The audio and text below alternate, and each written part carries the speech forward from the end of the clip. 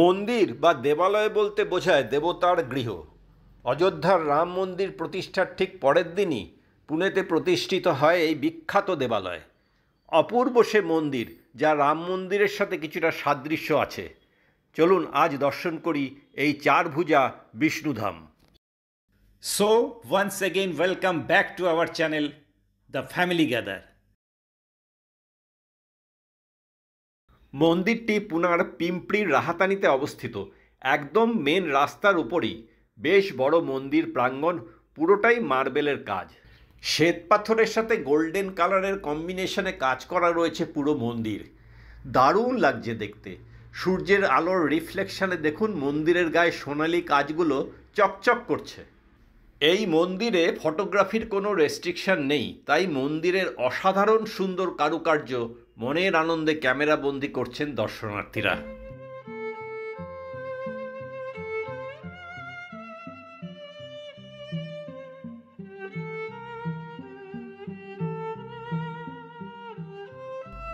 দেখুন, একটা বিশাল বড় ঘণ্টা রয়েছে। সিঁড়ি দিয়ে উঠে মূল মন্দিরে প্রবেশের আগে বাঁ দিকে ছোট দুটি মন্দির, একটি মা শীতলা দেবীর আর অপরটি আম্বে মাতাজির। ঠিক তেমনি ডান দিকেও দুটি ছোট মন্দির, একটি বাবা রামদেবজির ও অন্যটি ভগবান শিব ও দেবী পার্বতীর। দেখুন মন্দিরে কি অদ্ভুত সুন্দর কারুকার্য, কি নিখুঁত সূক্ষ্ম কাজ। আপনাদের ঘুরিয়ে ঘুরিয়ে সবটাই দেখাবার চেষ্টা করছি। জানলাম রাজস্থান থেকে বড় বড় কারিগর আনিয়ে তৈরি করা হয়েছে এই মন্দির।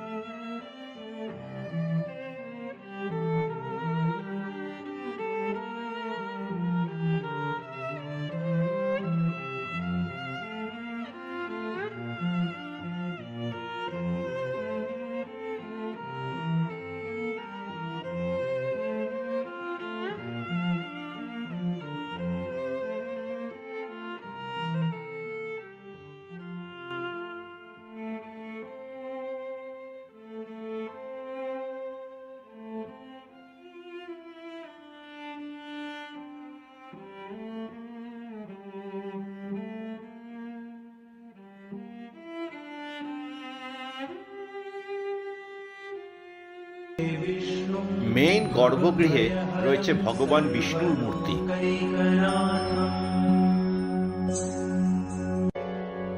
এদিকের গর্ভগৃহে রয়েছে শ্রী রাম লক্ষ্মণ ও মাতা সীতার মূর্তি।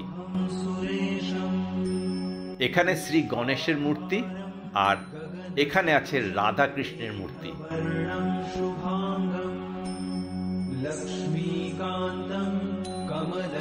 এখানে সবাইকে লাড্ডু প্রসাদ দেওয়া হচ্ছে।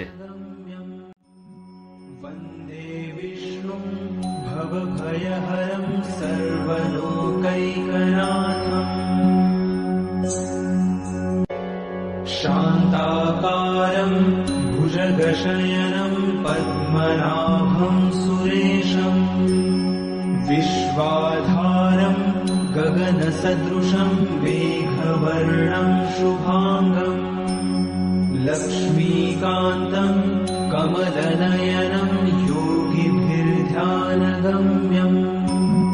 वन्दे विष्णुं भवभयहरं सर्वलोकैकनाथम्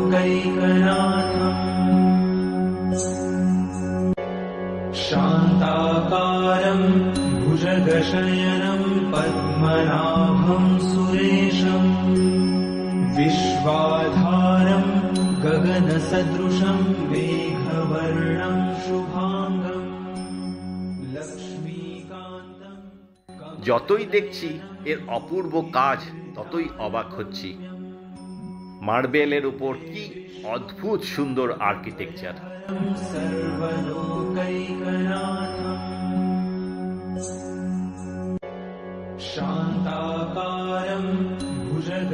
চলুন মন্দিরের পিছন দিকটায় যাই। ওদিকে যে ধর্মশালাটি রয়েছে সেটি আপনাদের দেখাই।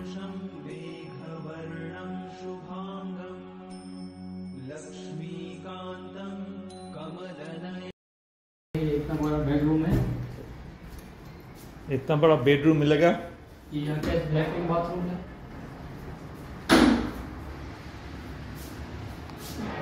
ये है वेस्टर्न टाइप का बाथरूम। कितना रूम है? 5 रूम है हमारे। कितना दिन ठहरने देते हैं आप लोग? 3 दिन ज़्यादा।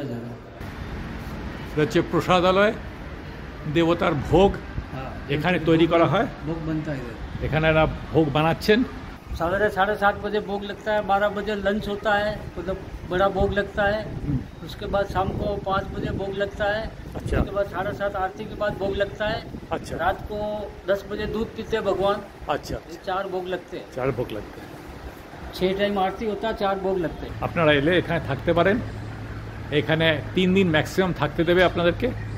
যদি আসেন তাহলে 1000 টাকা করে দুজনে থাকতে পারেন। একা থাকলেও 1000 টাকা, দুজনে থাকলেও 1000 টাকা। যদি এক্সট্রা একজন হয় তাহলে 300 টাকা করে এক্সট্রা লাগবে। এখানে একটা বড় হলঘর তৈরি হচ্ছে যেখানে দর্শনার্থীরা প্রসাদ গ্রহণ করতে পারবেন। এবছর 23শে জানুয়ারি এই বিষ্ণু মন্দিরটির উদ্বোধন হয়। शान्ताकारं भुजगशयनं पद्मनाभं सुरेशं विश्वाधारं বিকেল গড়িয়ে সন্ধে নামছে, ধাপে ধাপে আলো জ্বলে উঠছে একটু একটু করে মন্দিরের চারিদিকে। সত্যি অসাধারণ লাগছে, যা ভাষায় বর্ণনা করা যাবে না। এক মোহময় রূপ ধারণ করেছে এই বিষ্ণু মন্দির। সন্ধ্যা আরতির প্রস্তুতি চলছে ভেতরে, ভিড় যেন উপচে পড়েছে এখানে। शान्ताकारं भुजगशयनं पद्मनाभं सुरेशं विश्वाधारं गगनसदृशं मेघवर्णं शुभाङ्गं लक्ष्मीकान्तं कमलनयनं योगिभिर्ध्यानगम्यं वन्दे विष्णुं भवभयहरं सर्वलोकैकनाथम्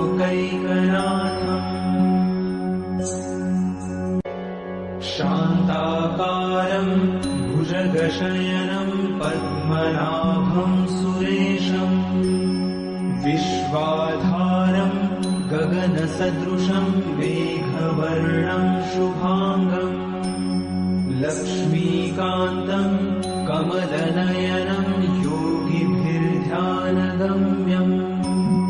वन्दे विष्णुं। মন্দির খোলা থাকে সকাল 7টা থেকে দুপুর 1টা আর বিকেল 5টা থেকে রাত্রি 9টা। যারা পুনের আশেপাশে থাকেন বা যারা এদিকে বেড়াতে আসবেন তারা কিন্তু এই 4 ভুজা বিষ্ণুধাম অবশ্যই দর্শন করবেন। আজকের ব্লগ এখানেই শেষ করছি। আবার দেখা হবে পরের ব্লগে নতুন এক জায়গাতে। সঙ্গে থাকুন, দেখতে থাকুন আমাদের চ্যানেল দ্য ফ্যামিলি গ্যাদার।